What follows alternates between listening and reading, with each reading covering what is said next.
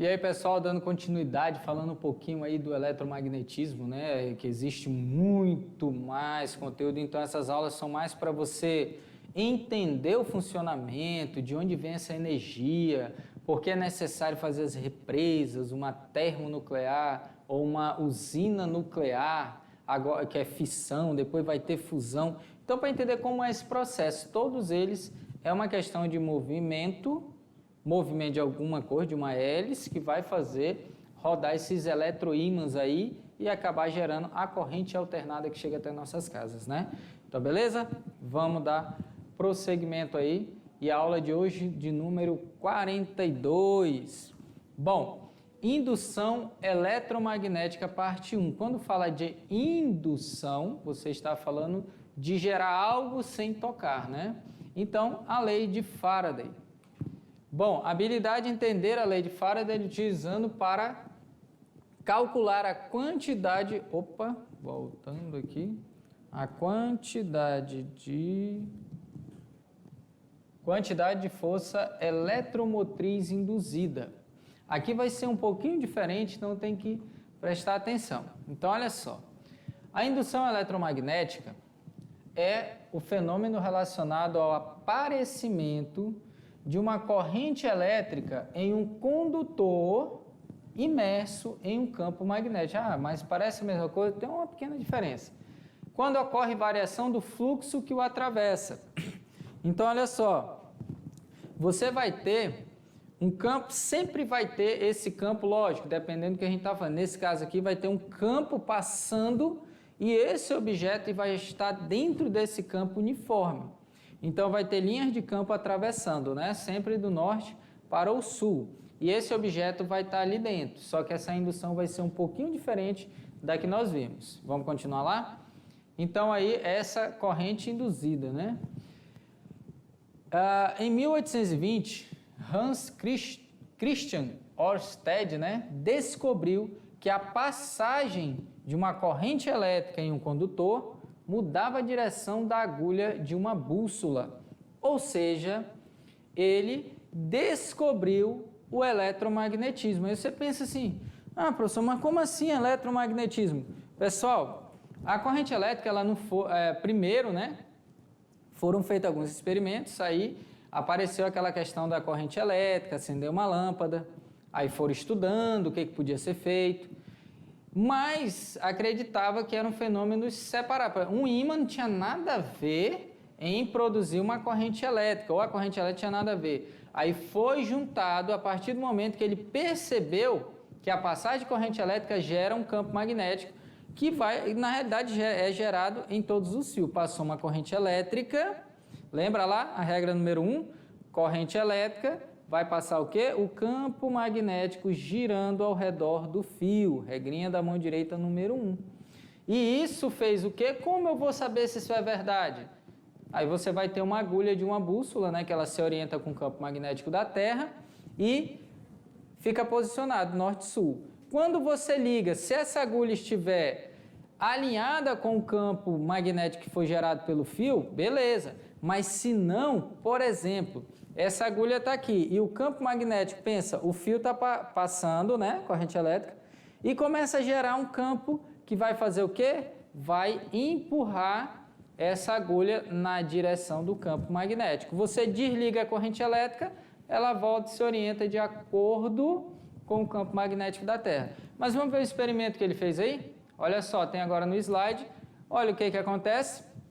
Tem a ilustração, ó. Aqui, ó, com um fio simples, uma pilha e uma bússola pequenininha, né? Porque também você vai ter aí a passagem de corrente elétrica. Aqui mostrando como é feito isso. A bússola está ali e simplesmente passou com a regra da mão direita, você vai perceber que vai se alinhar. Então é um efeito muito legal aqui, ó, mostrando a bússola se movimentando. Desligou, ela volta a ficar na direção que ela estava. A partir daí, muitos cientistas começaram a investigar mais profundamente a conexão entre os fenômenos elétricos e magnéticos. Outro exemplo bem legal, você pode até fazer o quê? é fazer um eletroímã, né? Você pega um prego, por exemplo, você enrola ele com esses fios bem fininhos, aí você coloca na pilha. O que que acontece? Essa corrente elétrica vai passar por dentro do fio e vai gerar, nós vimos aqui na aula. Então vai fazer o quê? Vai passar por dentro do prego e sair, então vai criar polos. Então qualquer objeto metálico que você, o ferro, né? O alumínio ele não vai atrair, mas o ferro você vai colocar, ele vai puxar ali, porque você está criando um ímã através da eletricidade. Ferros velhos, né? Alguns lá, tem que pegar aqueles carros grandão, vem aquele ímã imenso, não está acontecendo nada. Passou a corrente elétrica dentro dele, ele gruda lá o carro, chega onde quer, desliga, ele cai, o carro vai cair tranquilamente. Então você produz, né? Mas isso foi o quê? Um estudo que foi evoluindo aos poucos, certo?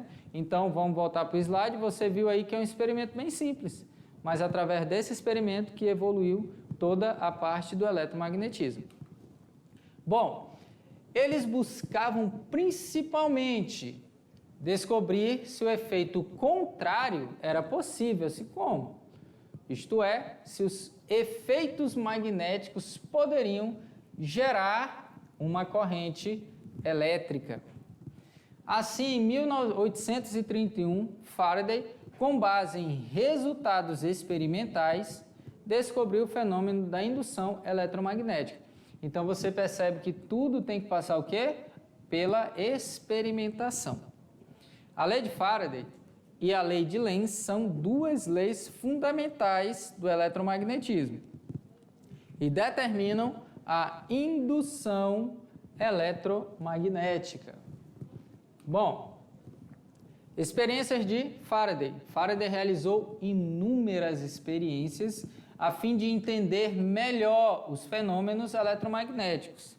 Em uma delas, utilizou um anel feito de ferro e enrolou, no caso, um fio de cobre em uma metade do anel e o outro fio de cobre na outra metade. Como assim? Aqui eu vou colocar, aqui, ó, pronto, isso aqui é o experimento, tá vendo? Ele enrolou um fio nessa parte e o outro fio nessa. Aí você pensa, como assim? Quando você fechar essa chave, vai passar a corrente elétrica. Aí, sentido convencional e sentido real, você vai ter que observar isso. Se for o convencional, a corrente elétrica vai passar aqui. Então, vai gerar o quê? Por dentro dessa bobina vai gerar o quê? Um campo magnético, saindo em uma ponta e chegando na outra. O que ele queria saber se ia gerar o quê? Uma corrente elétrica dentro dessa bobina aqui, ó. Porque essa corrente elétrica ia gerar um outro campo magnético, certo?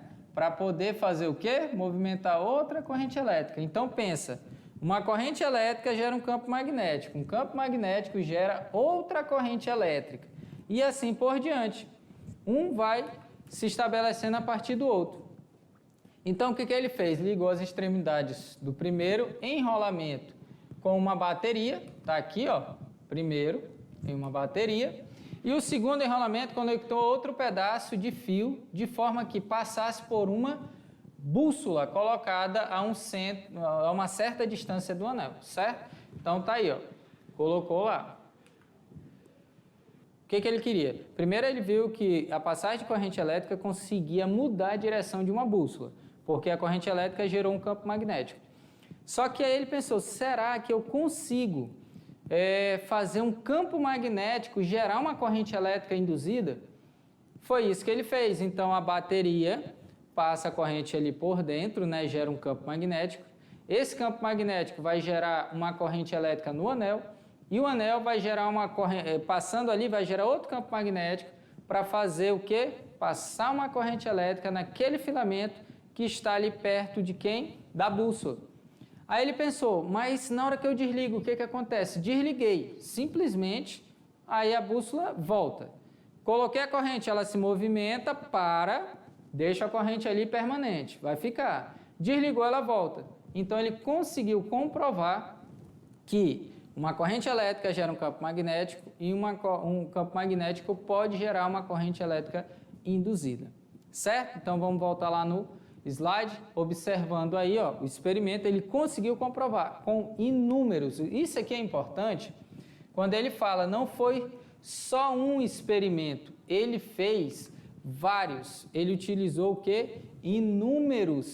Inúmeras vezes, não é uma só, são várias. Aí você fala, ele era muito inteligente? Sim, mas para conseguir um resultado satisfatório, ele tem que fazer exaustivamente vários experimentos, anotando cada detalhe.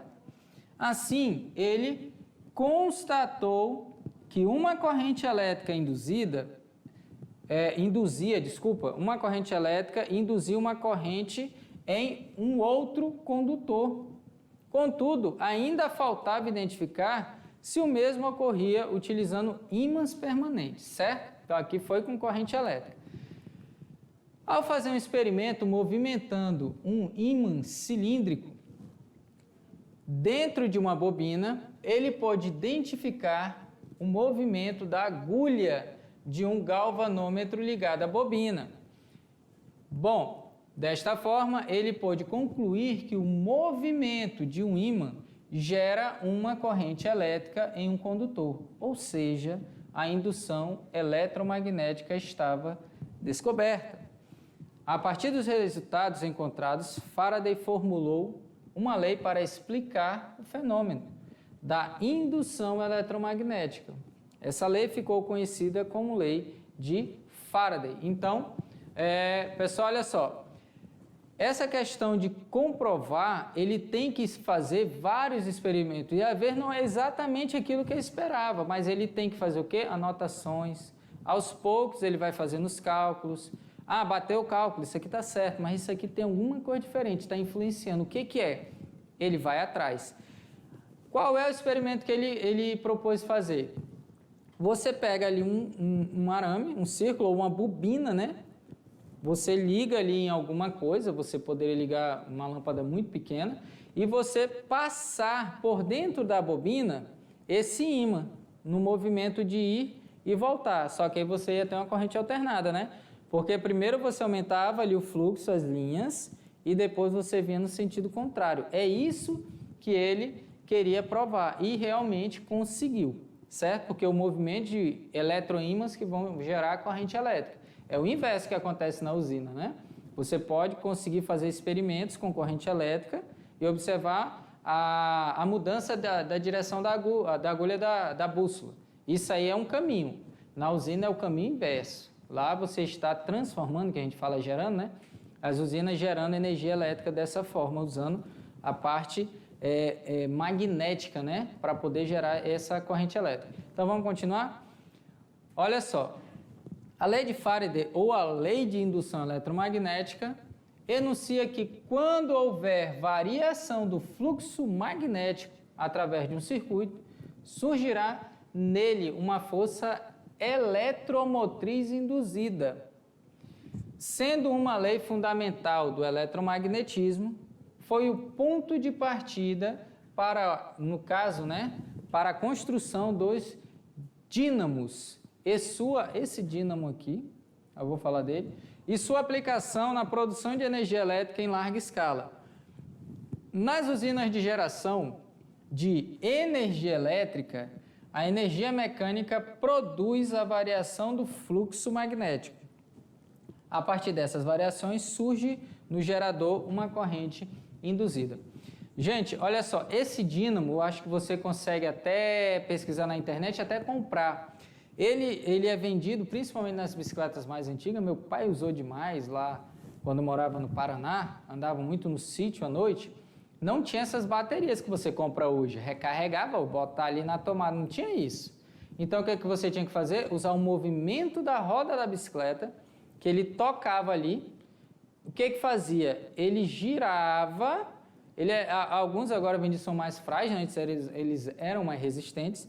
Então ele girava, fazia alternar ali, ter um fluxo, né, de campo magnético e acender um farol. Então, através do movimento da bicicleta, do pneu, ele fez o quê? Ele conseguia gerar ou transformar, né, na realidade, energia mecânica de movimento em energia elétrica e ser utilizado no dia a dia. Hoje, você pensar o movimento do carro, o carro tem que girar, ter um alternadorzinho lá, ele vai fazer o quê? Ele vai pegar o movimento do motor e vai gerar uma corrente elétrica para alimentar a bateria. Se não estiver funcionando, o que acontece? A bateria descarrega e simplesmente o carro não vai ligar. Vai arriar a bateria, que o pessoal fala, né? Então, precisa do movimento do carro para gerar uma corrente e alimentar a bateria. Vamos lá, continuando. Bom, a versão mais difundida da lei de Faraday afirma o seguinte, olha só, isso aqui é importante na hora que nós estivermos usando as regrinhas lá, principalmente da mão direita. A força eletromotriz induzida em qualquer circuito fechado é igual ao negativo da variação do fluxo magnético com o tempo no caso, né? Com o tempo na área delimitada pelo circuito. Então, eu vou ter que saber qual é a área desse objeto que eu vou estar usando e que ele é, negativo da variação do fluxo magnético. Eu vou ter um fluxo magnético, ele vai ser o negativo dele. Esta versão da lei de Faraday é estritamente válida apenas quando o circuito fechado é um laço de fio metálico infinitamente fino, que é difícil conseguir, né? E é inválida em outras circunstâncias a serem discutidas. Uma versão diferente, a equação de Maxwell-Faraday. Maxwell é o maior físico, até matemático, né? Que formulou algumas leis, na realidade ele juntou várias equações e criou o eletromagnetismo. É válida em todas as circunstâncias. Então, aí generalizou. Qual é essa lei? Está aqui, É o fluxo, só que é o negativo do fluxo magnético em relação ao tempo, né? A equação matemática que representa a lei de Faraday, como é utilizada atualmente, foi concebida pelo físico alemão Franz Ernst Neumann, sendo indicada como aqui. Quais são os nomes? Primeiro, o epsilon é a força eletromotriz induzida, a FEM, nesse dispositivo. Delta φ aí, né, é a variação do fluxo magnético, certo? Dados em Webers aí, né? Delta T é o intervalo de tempo em segundos. O sinal negativo da equação indica, olha só, o sinal negativo indica que o sentido da FEM induzida é em oposição à variação do fluxo magnético. Então, aí a gente já vai começar a entender. Se eu tenho fluxo magnético, a FEM induzida vai ter a variação do fluxo ao contrário. Então, vamos lá. Um exemplo. Uma espira está imersa em um campo magnético e a intensidade do fluxo magnético que a atravessa é igual a 2 vezes 10 a menos 6. Em um intervalo de 5 segundos, a intensidade do campo magnético é reduzida a zero. Então, vai reduzir e chegar ao valor de zero. Começa com 2 vezes 10 a menos 6. Determine o valor da FEM induzida na espira nesse intervalo de tempo. Já que ele me deu inicial e final, o final é zero, eu vou só substituir. Lembra que delta é variação, tá? Então, variação o quê? É final menos inicial. Final é quem? Final é zero. Esse aqui é zero. Eu tenho um sinal negativo aqui e um sinal negativo aqui. Vai fazer o quê? Meu resultado final ficar positivo. Então, olha aí o que acontece. 2 vezes 10 a menos 6. Lembra? Negativo e negativo dá positivo na multiplicação.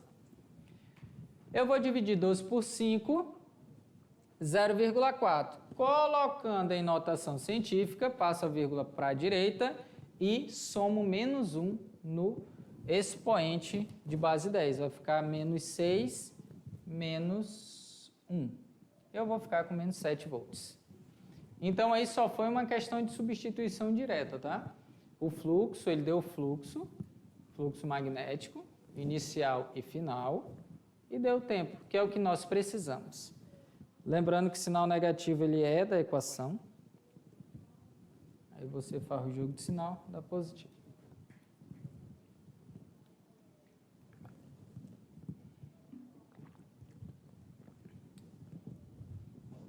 Bom, então pessoal, olha só, acho que vocês já repararam que quase todas as equações de física vai chegar numa divisão, numa multiplicação, numa soma.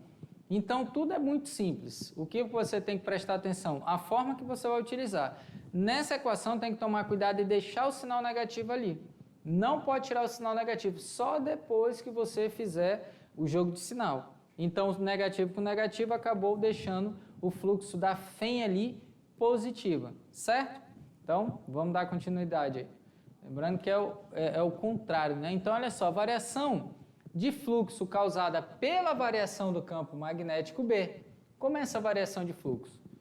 Então, se pensarmos em um ímã qualquer, este terá campo magnético mais intenso nas extremidades, no caso, né? Mais intenso nas proximidades de seus polos, nas extremidades, nas pontas, né?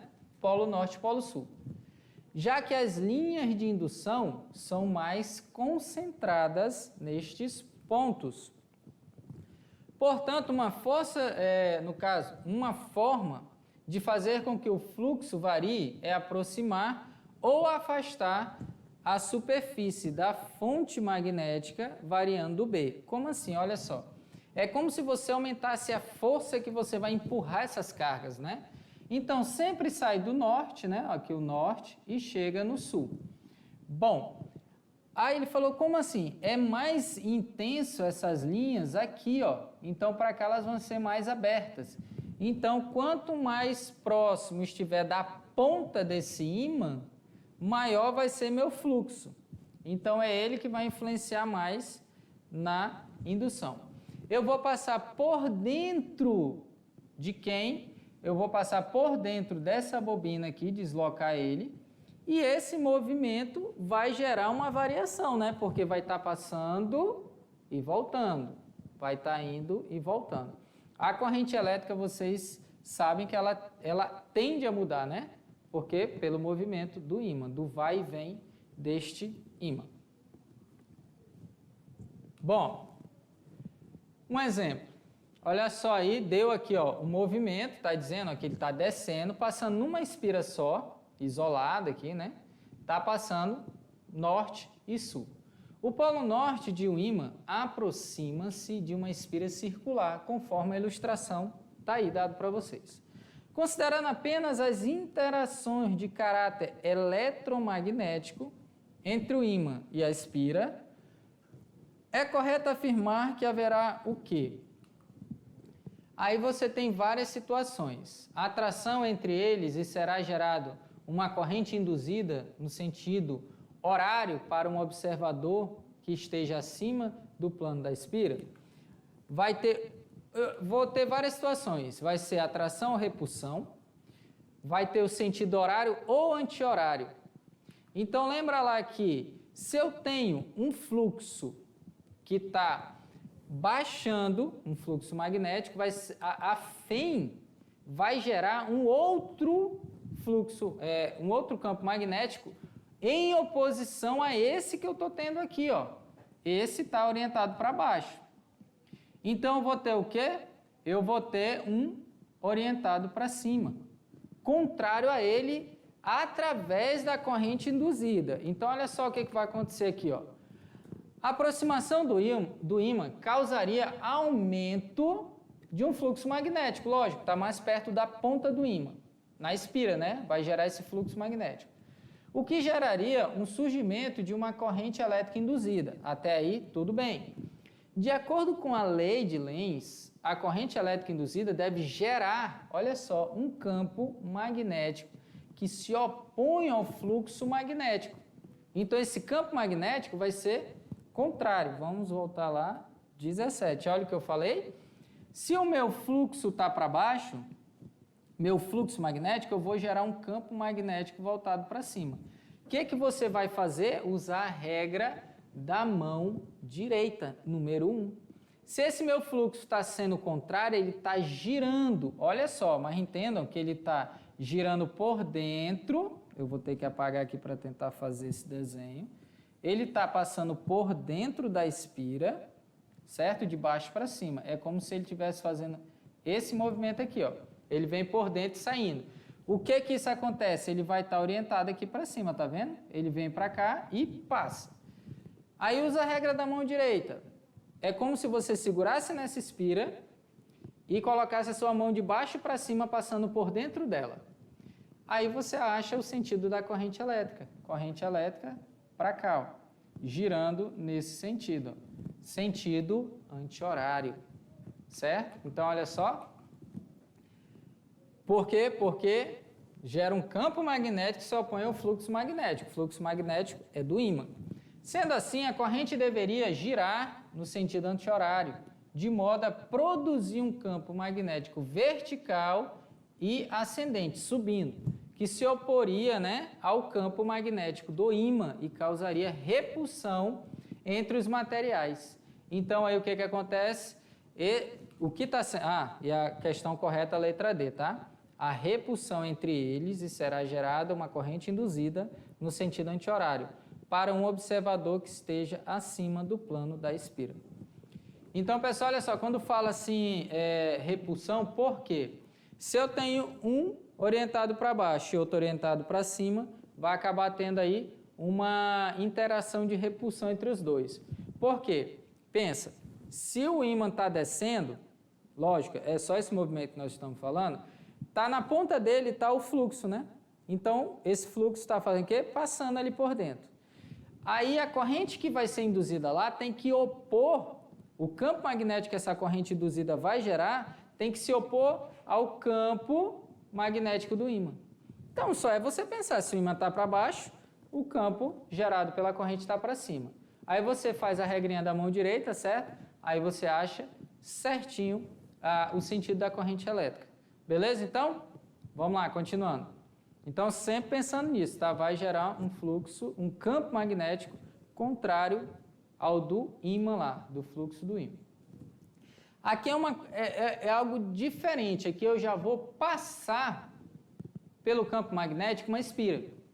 Só que aí ela só vai ter alguma relação enquanto estiver entrando no campo, mas quando estiver dentro do campo você vai ver que não vai ter mudança. E só quando entrar e quando sair. Tem que variar, né? Tem que ir entrando aos poucos dentro desse campo e aos poucos ir saindo. Quando está fora não interfere e quando está totalmente dentro também não tem. Então a variação de fluxo causada pela variação de uma área. O que seria essa área? Pessoal, olha só, se você pensar, tem um campo magnético passando nessa direção, né? Aqui eu tenho uma espira, só que pensa assim que fosse um fio. Por baixo, aqui, por baixo, né? Na frente, por cima, é um fio. Aí eu vou passar por dentro. Então, se você pensar, na hora que chega aqui, começa a passar por dentro do campo. Mas tem que ter esse movimento de entrar no campo magnético, tá? Então, é esse movimento, ele passar por dentro. E algumas situações de girar também, mas o que nós estamos falando é passar. Vamos botar lá no slide? Então, analisa aí o desenho, ele está mostrando, ó, que está passando, está mostrando aqui que a velocidade é entrando nesse campo. Imagine uma espira retangular condutora disposta sempre perpendicularmente a um campo magnético. Então, olha só, a espira é perpendicular ao campo magnético, uniforme e constante.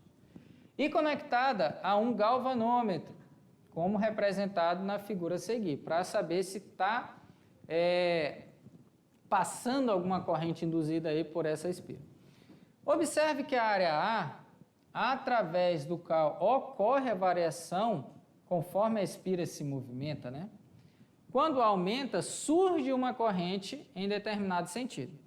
Quando A diminui, surge corrente em sentido contrário.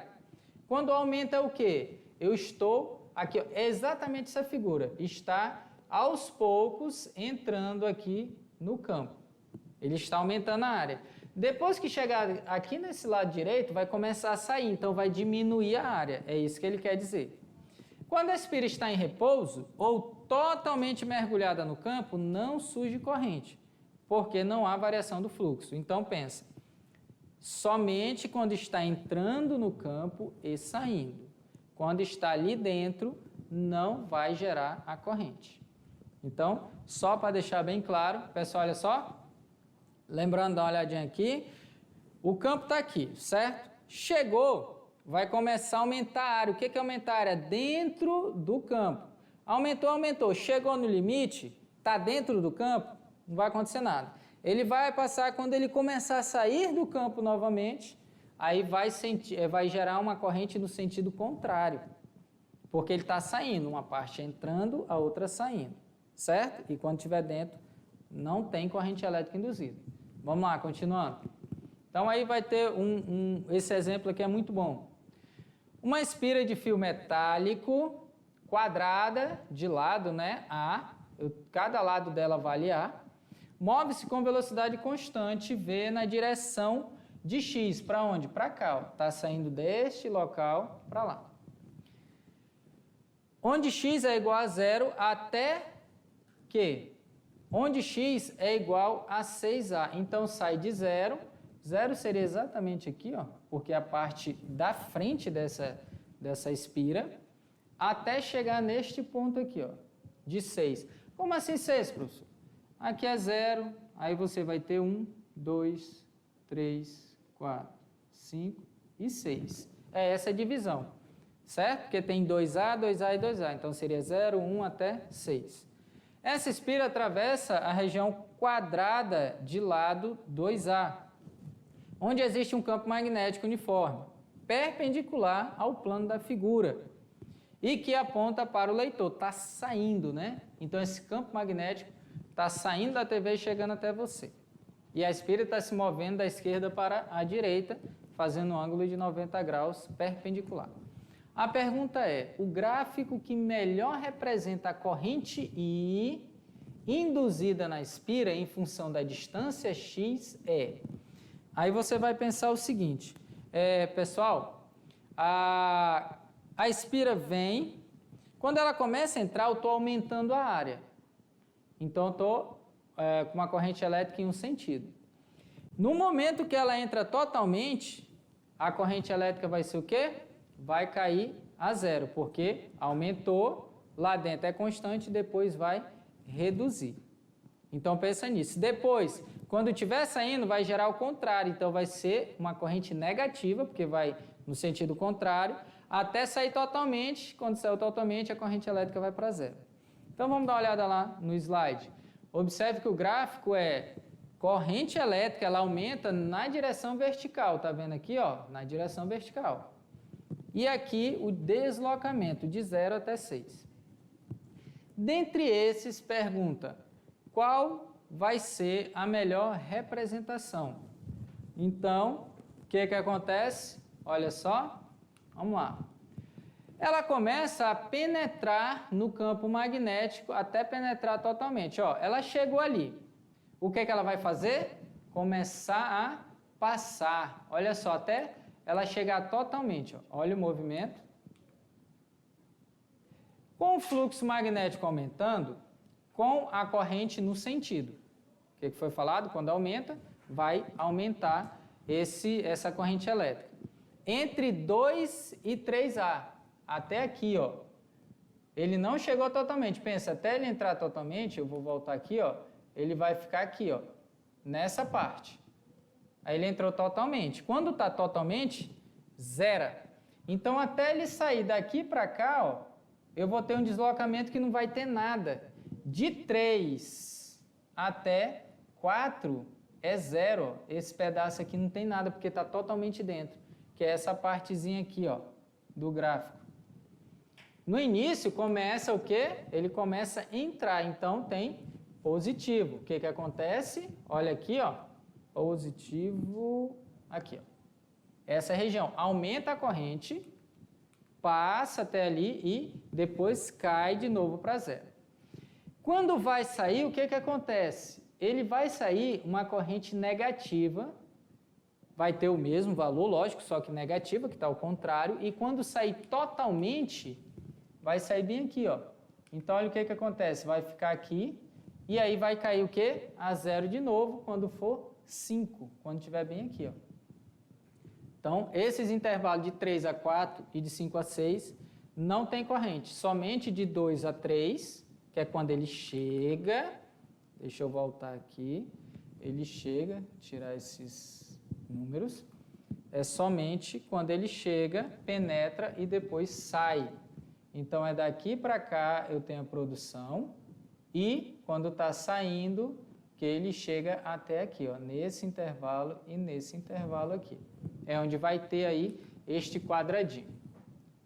Penetrando totalmente e depois saindo totalmente. Esses dois casos. Bom, e no caso, né, quando ele começa a sair de 4 até 5. Está aí explicadinho, então, o gráfico seria o E. Crescer, ir a 0, decrescer e a 0 de novo. Sentido contrário. Vou passar aqui. Pronto. Variação de fluxo causado pela variação de ângulo. Então, imagine uma espira retangular condutora girando em um campo magnético uniforme e constante, né? Totalmente imersa nele. Então, a espira está dentro dele. Neste caso, devido à variação do ângulo de giro, né? Na realidade, também teremos o surgimento de uma corrente passando pelo galvanômetro, como representado na figura. Então, aqui eu vou ter a questão do giro da espira. Não é que ela está passando, entrando nesse campo, ela está girando. E um exemplo para finalizar aí, né? Uma espira quadrada de lado 20 centímetros é imersa em um campo magnético uniforme de intensidade 2 Tesla. Qual é o fluxo de indução nessa espira em cada um dos seguintes casos? Primeiro, o plano da espira é paralelo às linhas de indução. Então, o plano da espira, que é aqui, ó, como se fosse essa espira, é paralelo ao campo, paralelo às linhas de indução. Então, eu vou ter como calcular campo, área e o cosseno do ângulo. Neste caso, a reta normal, a espira, tem ângulo de 90 graus. Aí entra aquela questão, cosseno de 90 é 0. Portanto, ao aplicarmos este valor na equação, ele anulará, né? Fazendo com que o fluxo de indução seja nulo, ou seja, φ igual a 0. Então, quando o fluxo tem um ângulo de 90 graus aí, você já sabe que cosseno de 90 é 0. Então, vai ser anulado. O plano da espira é perpendicular às linhas de indução. Neste caso, a reta normal à espira não formará um ângulo, no caso, um ângulo com as linhas de indução. Vai ser 0, porque estão como se fosse ali a reta normal e a espira 0. Portanto, ao aplicarmos este valor na equação, faremos com que seu valor seja máximo. Porque cosseno de 0 é 1, né? Então, aí só substituir os valores, 2 Tesla, transformando aí a questão do 4, né, que eu tenho que calcular a área, que é lado vezes lado, chego em 0,08 Webers. Como eu cheguei nesse 0,04? Aqui, ó, 20 centímetros de lado, 0,2 metros. Como é calcular a área de um quadrado? Lado vezes lado. 0,04 metro quadrado. Então, daqui eu substituo esse valor. Só para dizer de onde apareceu, para não ficar aí perdido. E C, né? A reta normal ao plano, aqui seria a reta, né? Ao plano forma um ângulo de 60 graus com as linhas de indução. Como há um ângulo de entre, né, 0 e 90, entre a reta normal e as linhas de indução, usaremos a equação e resolveremos. Cosseno de 60 é fácil, é o mesmo seno de 30, né, que é meio, e multiplicando aí 0,04 Webers, ponto. Chegou no resultado. Aqui é só uma questão de olhar o ângulo. Então, pessoal, olha só, quando fala que tem uma espira e ela tem uma reta normal, essa reta normal tem que prestar atenção se está perpendicular às linhas de indução. No final das contas, eu não posso ter, né, o movimento da espira paralelo ao campo magnético, aí não vai acontecer nada, né? Essa indução não vai interferir em nada, não vai gerar corrente elétrica, tá bom? Então, já nós voltamos com o resumo e depois para as nossas atividades. Então, até mais.